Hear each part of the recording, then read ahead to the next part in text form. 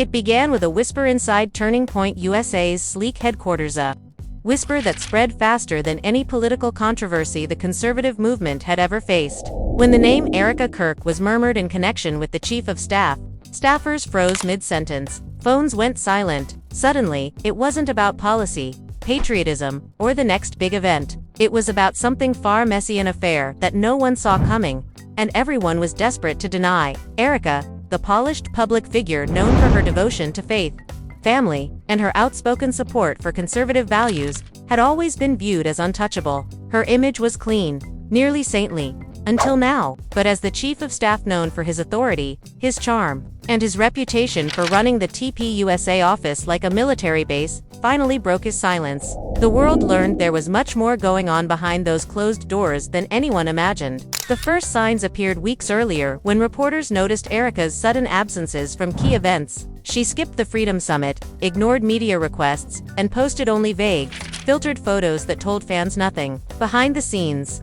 whispers grew that she'd been spending late nights in private meetings with a high-ranking TPUSA official, meetings that didn't appear on any official schedule. At first, her defenders dismissed the rumors as nonsense, claiming she was simply planning new faith-based projects. But then came the late-night photo. A blurry shot leaked by an unnamed insider showed Erika stepping into a black SUV outside a Scottsdale hotel. And the man in the driver's seat wasn't her husband, Charlie Kirk.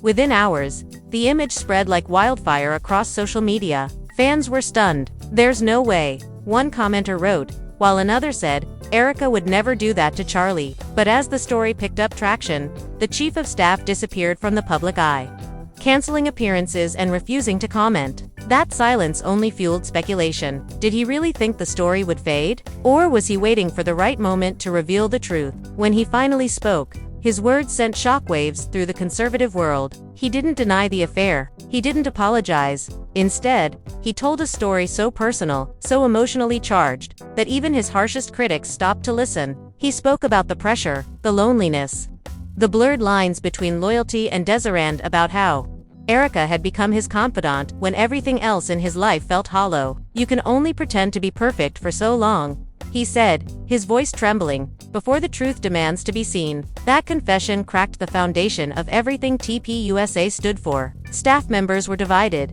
friends turned against each other, and fans questioned what was real anymore. Was Erika a victim of manipulation or the architect of her own scandal? And as Charlie Kirk reportedly fled to Florida for a private retreat, the biggest question of all began to take shape. How far was this going to go before someone told the full truth? Under the soft glare of the office lights, the tension inside the TPUSA headquarters was thick enough to slice through. Staffers avoided each other's eyes, pretending to stay focused on their screens.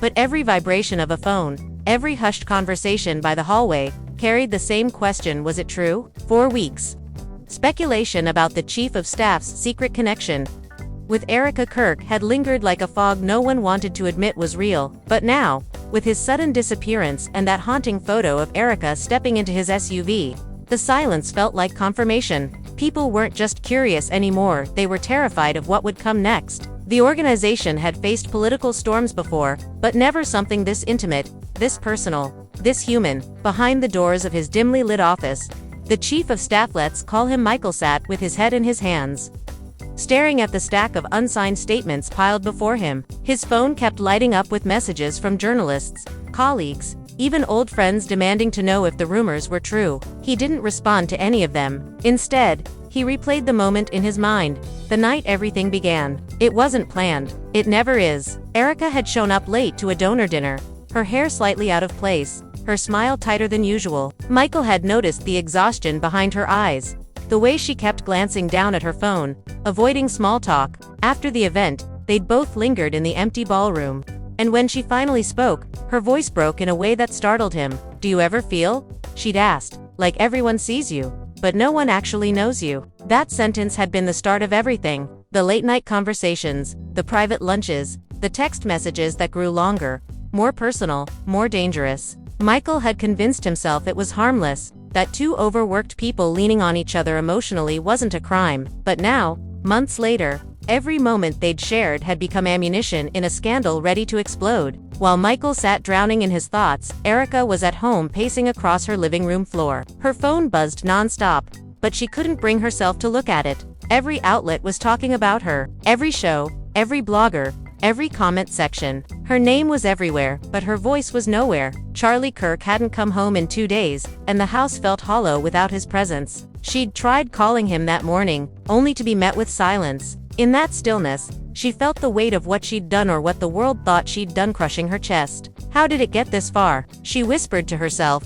A knock at the door startled her. It was her sister, Jenna, holding a worried expression. "Erika," she said, "you have to say something. This story's spiraling out of control. You can't just hide." Erika shook her head. "If I speak, they'll twist it. If I stay silent, they'll destroy me anyway." Her voice trembled as she looked out the window, where reporters were already gathering by the gate. "Either way, it's over." But it wasn't over, not yet. Because the next day, Michael walked into the TPUSA building with a look that made everyone stop talking. Security tried to escort him out, but he demanded to see the communications team. "You're not putting out any statements," he said sharply. "If the truth's coming out, it's coming from me." And before anyone could stop him, he called a press conference. The announcement spread like wildfire. Within hours, reporters crowded outside the building.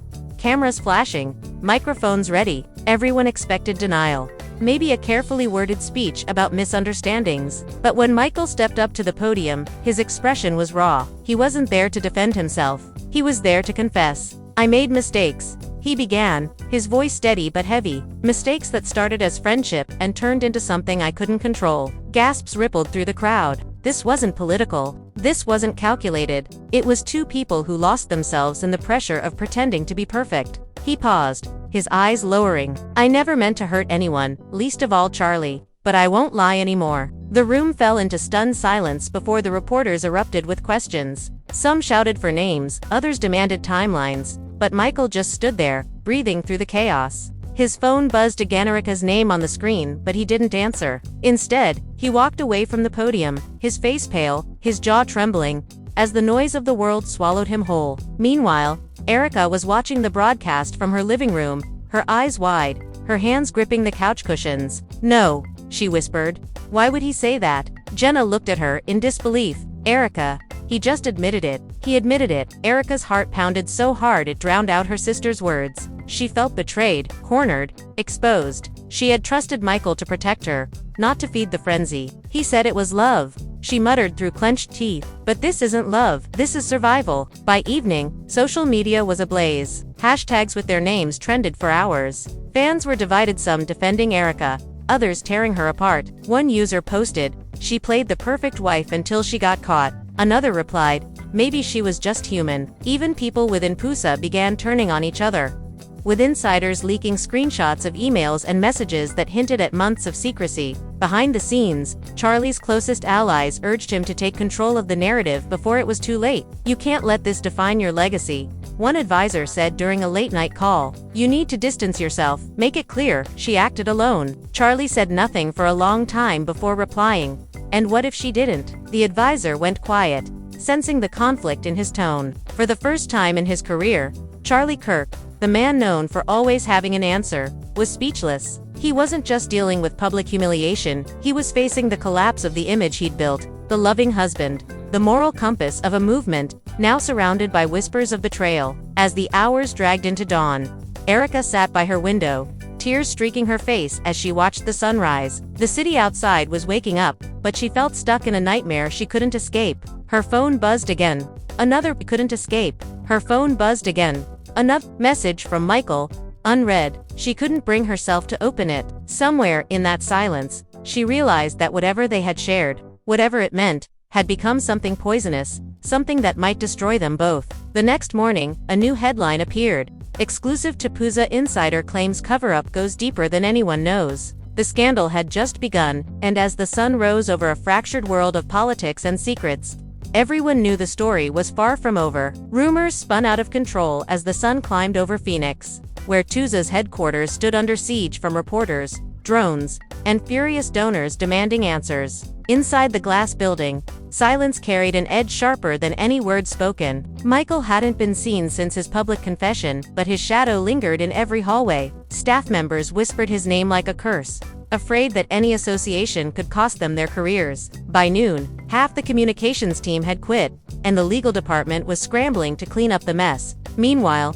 the board held an emergency meeting. And though Charlie Kirk wasn't present, his influence was felt in every tense pause and every glance exchanged across the room. "We cannot let this destroy the organization," one senior advisor snapped, slamming a folder on the table. "He admitted to an affair with the wife of our founder. This isn't a scandal, it's a meltdown." Another voice, calmer but colder, replied, "Our donors want distance. If we keep her name attached to us, we'll lose millions." The conversation turned ugly fast. "You can't just erase her," a younger staffer protested. "She built half of our outreach programs." The older man glared at him. Then she should have thought of that before she stepped into his car. Outside, Erika sat in her own war zone. The house had become a fortress of silence. Reporters camped at the end of the driveway, shouting her name every time the curtains moved. Inside, Jenna scrolled through social media, shaking her head in disbelief. "They're tearing you apart," she said. "People you prayed with, people who said they loved you." Erika didn't answer. She just stared at the television screen, which replayed Michael's press conference on loop. Every time she saw his face, she felt her stomach twist. "He said it like it was a confession," she muttered softly, "but he made it sound like love was a sin." Jenna frowned. "Are you saying he's lying?" Erika hesitated. "Not about everything, but not about what matters most either." Her eyes glassed over. "It wasn't an affair the way they think. It wasn't intentional." Her voice broke. It was connection, and it got out of control. Just then, her phone buzzed again. This time, it was a number she hadn't seen in years. Michael's wife, Lydia. Erika froze. Jenna noticed the look on her face and asked quietly, "Who is it?" Erika swallowed hard. "It's her." After a moment's hesitation, she answered, "Lydia." But she didn't get far. The voice on the other end was cold, trembling with restrained fury. "You think I don't know what you did?" Lydia hissed. "You took everything from me. My husband, my dignity. Do you have any idea what you've done?" Erika's throat tightened. "It wasn't like that," she whispered, but Lydia cut her off. "Save your lies for God,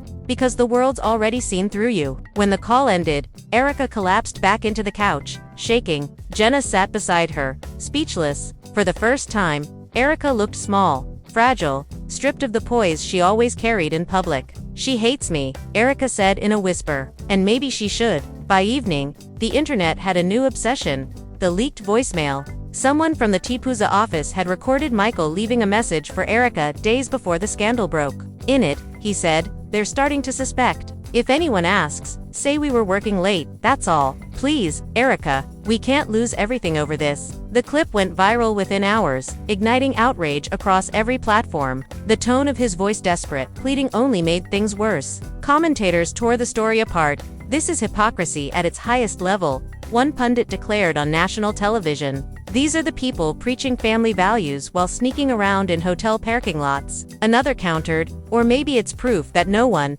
not even the self-righteous, is immune to temptation." Either way, the scandal had become bigger than Michael or Erika. It was now a public trial of morality itself.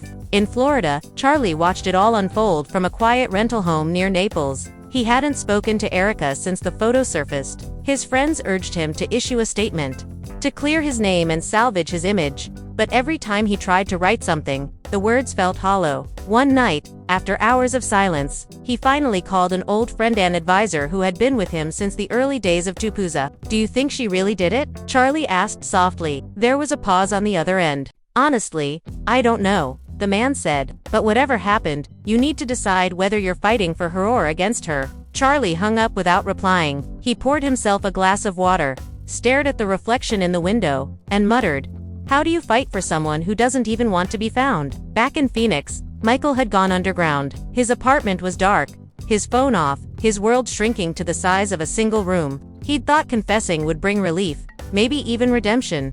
But instead, it had unleashed chaos he couldn't control. Now, every headline carried his name. Every news anchor dissected his motives. In moments of silence, he replayed Erika's voice messages. The laughter, the shared frustrations, the tiny moments that had once felt harmless. "We were supposed to be better than this," he whispered into the emptiness. One night, he finally broke the silence and sent an email to Erika, to Charlie, and to TPUSA's board. It read, "I'm done running. You all deserve the truth. Whatever that means now. Meet me tomorrow. No cameras. No lawyers. Just truth." The message set off panic in every corner of their fractured world. The next morning, before the sun rose, Erika stood outside a quiet chapel on the outskirts of town. It was the same place she'd spoken at during a charity event years earlier. She had come alone, dressed in plain clothes, her hair tied back, her expression unreadable. Moments later, Michael arrived. Their eyes met for the first time since the confession. No reporters, no cameras, just two people standing in the ruins of their own choices. "You shouldn't have called me here," Erika said quietly. Michael shook his head. "I had to. I need you to know I didn't tell them everything." Erika frowned. "What does that mean?" He took a slow breath. "They think I confessed out of guilt, but I did it to protect you. There's more to this story, things that could destroy both of us if they ever come out." She stared at him, her pulse quickening. "What are you talking about?" Michael stepped closer. "Emails, recordings, meetings we weren't supposed to have. If they dig deeper, they'll find it all." Erika's heart dropped. "Then we're finished," she whispered. "No," Michael said, his voice low but firm. "Not if we control what comes next." The chapel's silence seemed to close around them as they stood there, two figures bound by guilt and secrecy. Outside, the first rays of sunlight began to creep across the desert floor, signaling the beginning of a day that would decide everything. Neither of them knew it yet, but someone had already leaked the email inviting them to meet hand before noon. The world would know they'd been together again. By the time the morning sun reached its peak, a storm had already gathered outside the chapel. Reporters swarmed the parking lot, cameras flashing, microphones thrust forward, shouting questions neither Erika nor Michael dared to answer. The email leak had detonated like a bomb. Someone within TPUSA had forwarded Michael's message to multiple journalists, and now the private meeting that was meant to bring closure had become yet another headline. Secret reunion between Erika Kirk and TPUSA Chief of Staff caught again. From a distance, Erika could see the glint of camera lenses peeking through the dusty windows. Her chest tightened. "They're here," she whispered, her voice trembling. Michael turned toward the doors, jaw clenched.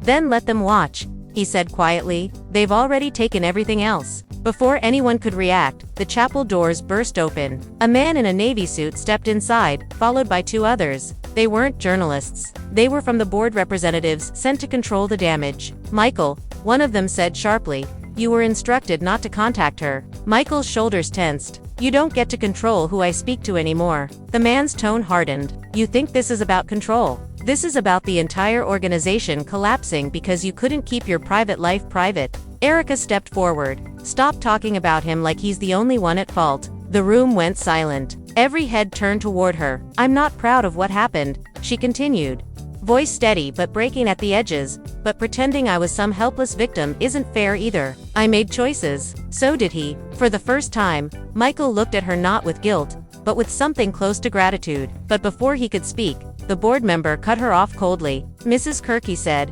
"your husband has requested that you refrain from making public statements until his legal counsel advises otherwise." The words hit her like a slap.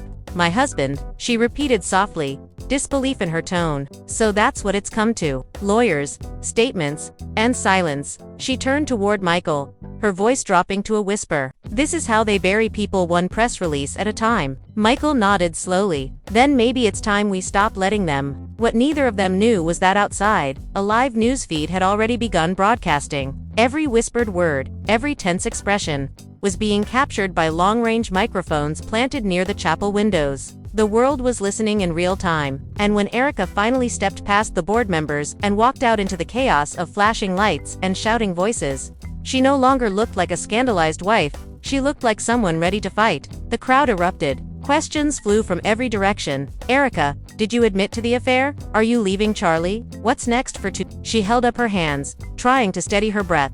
"I'm not here to perform," she said, her voice cutting through the noise. "I'm here to tell you that not everything you read is true, but not everything you believe is false, either. Sometimes the truth is just complicated." Michael appeared behind her, ignoring the warnings shouted by the board members. "We made mistakes," he called out to the cameras, "but not the kind you think. This wasn't about lust or betrayal, it was about pressure, loneliness, and the illusion of perfection." A wave of murmurs spread through the crowd. One reporter shouted, "Are you saying TPUSA forced you into silence?" Michael hesitated. "I'm saying they built a world where silence was survival." Back at the Kirk residence, Charlie was watching the broadcast on mute. His jaw tightened as he watched his wife standing beside the man who had humiliated him. Aides hovered nearby, waiting for instructions, but Charlie waved them off. After a long pause, he finally spoke. "She's not coming back from this," he he said flatly. One aide replied, "The public will move on." "Sir, they always do." Charlie shook his head.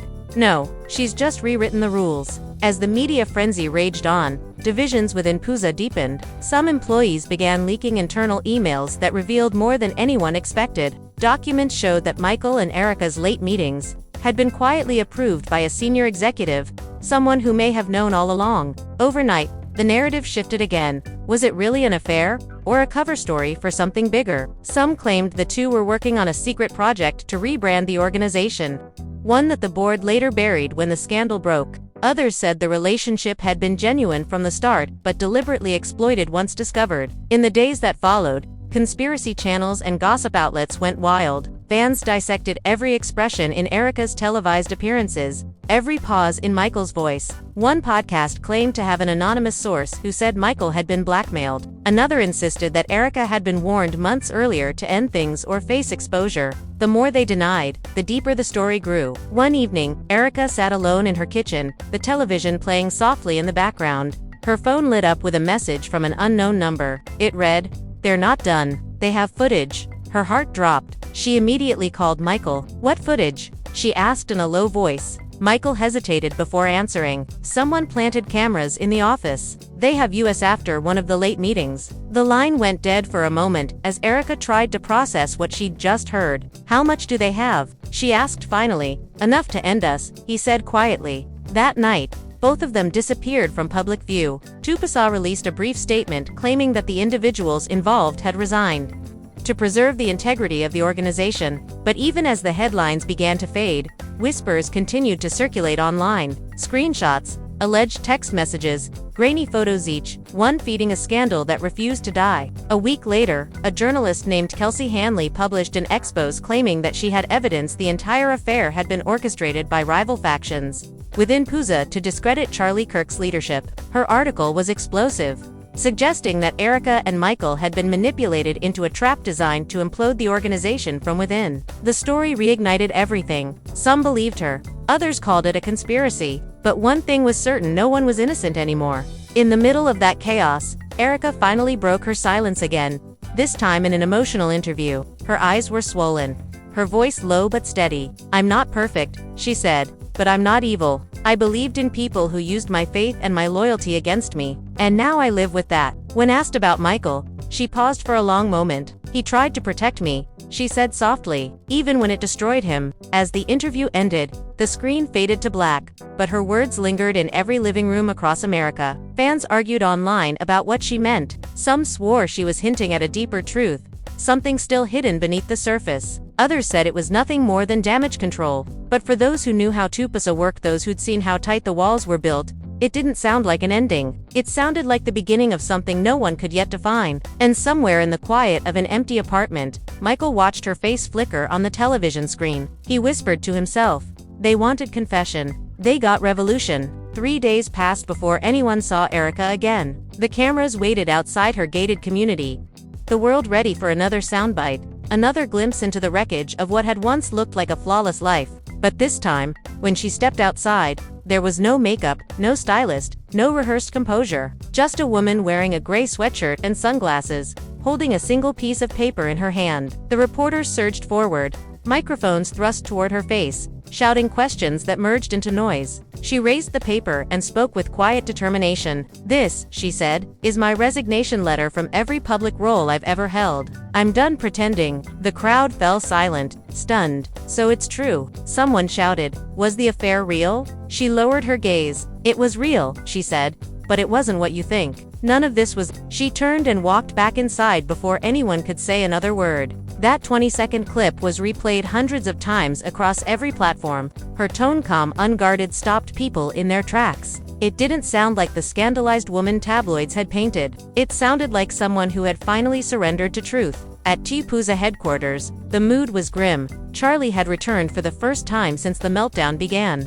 walking through the corridors with that familiar, unyielding expression. No one dared meet his eyes. In the boardroom, he stood at the head of the table, a single document in front of him, the official termination notice for Michael. "Sign it," an executive urged. "We can't move forward until you make this official." Charlie didn't move. His gaze lingered on the paper before he said, He's already destroyed himself. What's one more signature going to change? It changes the narrative. The advisor insisted. Right now, people think you're weak. Charlie's voice turned cold. People forget. They always do. But when the room emptied, he sat there alone, staring at his reflection in the polished wood. His mind replayed every headline, every photo, every soundbite of Erika's voice. No matter how angry he was, he couldn't shake the image of her standing outside their home, broken but unafraid. Meanwhile, Michael was hiding out in a small motel off the highway. The curtains were drawn. His phone turned off except for brief calls to his lawyer. He hadn't eaten in days.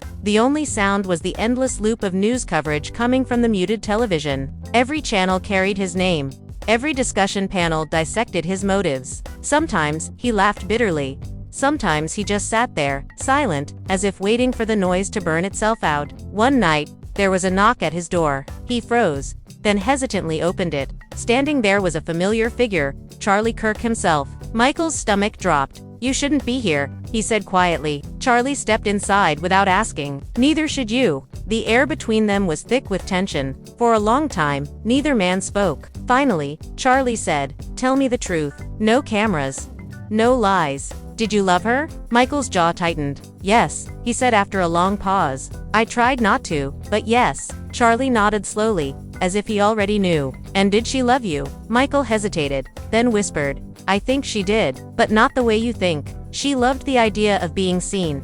And I loved being the one who saw her." Charlie exhaled deeply, the anger leaving his face, replaced by something more complicated. "You destroyed everything," he said softly. Michael's voice broke. "No, Charlie, it was already broken. We just stopped pretending." The two men stood in silence. Outside, the neon lights of the motel sign flickered, bathing the room in a dull red glow. Finally, Charlie turned to leave. At the door, he said, "Whatever truth you think you've found, it won't save you. It never does." Then he walked away. Michael sank. "Won't save you. It never does." Then he walked away. Michael sank into the chair, covering his face with both hands, feeling the weight of every decision crushing him all over again. By morning, the confrontation had leaked. Someone had tipped off a local journalist who reported seeing Charlie's car at the motel. Speculation exploded once more. Some said the men had reconciled. Others claimed Charlie was there to deliver a threat. No one knew the truth, and that made the story even bigger.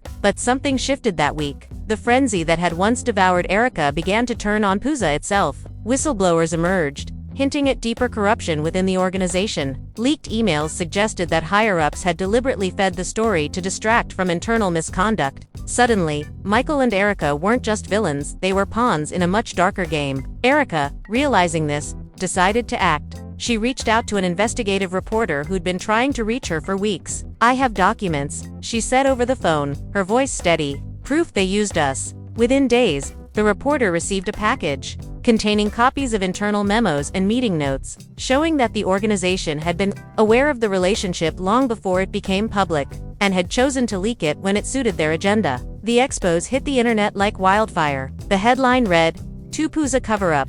Internal leaks show manipulation behind Kirk's scandal." Within hours, the story had millions of views. Suddenly, the public's outrage shifted direction. The same voices that once condemned Erika and Michael began demanding accountability from the institution itself. Protests erupted online. Donors withdrew funding. The empire began to crumble. Charlie watched the chaos unfold from his office, surrounded by silence. One of his aides entered, holding a tablet showing the trending hashtag #Truth for Erika. "They're turning her into a hero," the aide said bitterly. Charlie's eyes darkened. "That's not heroism," he muttered. "That's survival disguised as virtue." But deep down, he knew she had done what he couldn't, stood up to the machine that had built them both. Late that night, he finally called her for the first time in months. When she answered, the line was quiet for a moment. "You won," he said softly. She didn't reply. "But tell me," he continued, "was it worth it?" Erika's voice was calm, almost distant. "No one wins in a story like this, Charlie," she said. "We just decide which parts of ourselves we're willing to lose." Then she hung up. As the world moved on to new scandals, the three of them faded from the headlines, but not from memory. The affair that began as a whisper had become a symbol of something larger: the cost of living under constant judgment, of loving in a world where image mattered more than truth. And though the noise finally quieted, somewhere in the echo of it all, the damage lingered like an open wound, refusing to close. The storm that began with one whispered rumor had turned into a full-blown media firestorm, and by the time the Chief of Staff's confession went public, it had become impossible to tell truth from spectacle. People chose sides. Some said Erika had been unfairly targeted by those jealous of her influence, while others believed she had been living a double life for far too long. But one thing everyone agreed on was that this story had changed the image of Turning Point USA forever. Even inside the organization, silence had become the new language. Employees avoided eye contact in hallways. Meetings ended early. The atmosphere was tense, heavy, and filled with suspicion. And through it all, Erika disappeared from sight,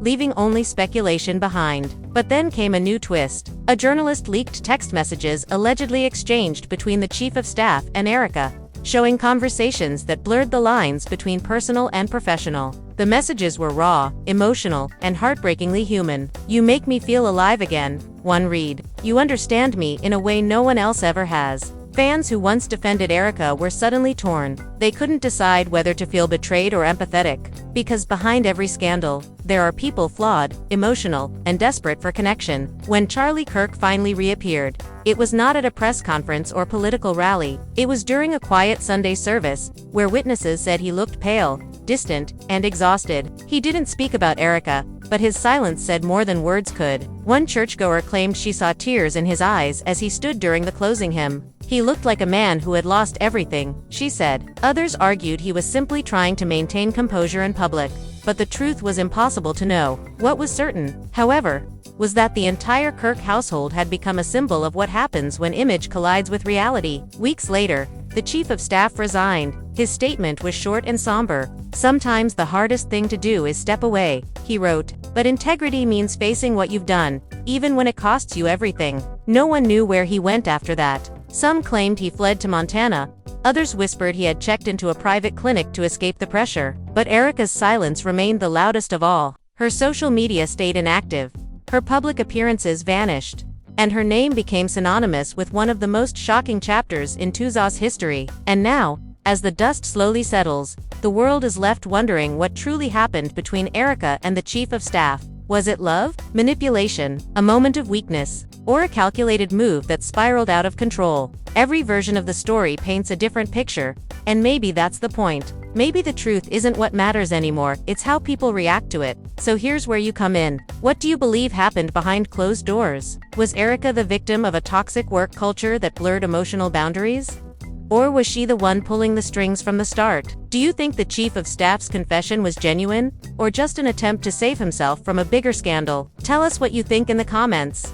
Because this story has divided an entire movement, and your voice matters in uncovering where the truth really lies. If you've been following this explosive saga, don't forget to hit that like button to keep this investigation alive. Your engagement helps stories like this reach more viewers who want to know what's really happening behind the curated smiles and picture-perfect family portraits. And if you haven't already, make sure you subscribe to stay updated as this drama continues to unfold. There are still loose end statements that were never released, people who've gone silent, and evidence that may still surface. Turn on notifications, because the next revelation might change everything you thought you knew about Erika Kirk, the Chief of Staff, and what really goes on inside America's most talked about conservative organization. Until then, stay tuned, stay curious, and remember, every story has two sides. But sometimes the one you're not supposed to hear is the one that tells you the most.